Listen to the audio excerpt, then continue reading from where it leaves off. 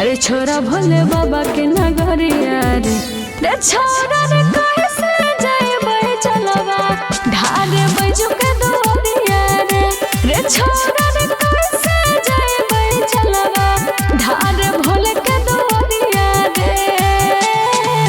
बोलबम के नारा लगा ले कट तो डगरिया गे छौरी न दुख तो शरीरिया गे छौरी गे हंसते खेलते जलवा ढारी है भोला के नगरिया गे छौरी गे हंसते खेलते जलवा ढारी है भोला के नगरिया गे। हर हर महादेव। म्यूजिक बाय शशि भूषण स्नेही।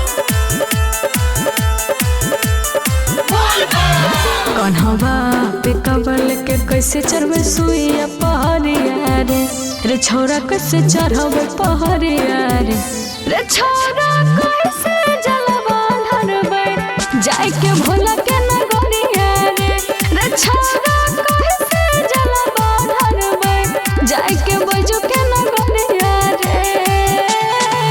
भोला पर धर के आस चलला महर डगरिया गे छौरी चढ़े सुइया पहरिया गे छौरी गे मन धयान से जलवा ढारी है भोला के नगरिया गे छौरी गे मन धयान से जलवा ढारी है भोला के नगरिया गे।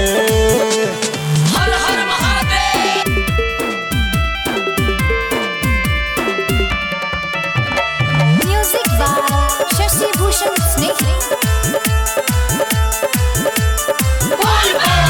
ललिती लदार अपना संग लेके चले मंदिरिया रे बाबा भोले के मंदिरिया रे मन ध्यान लगाए के चलवा ढारबे भोले के नगरिया रे मन ध्यान लगाए के चलवा ढारबे बैजू के नगरिया रे।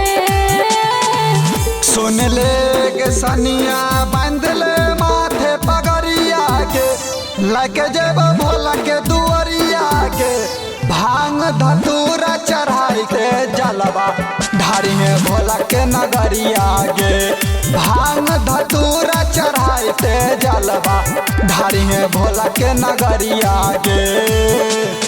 Recording by Riya studio Khagaria.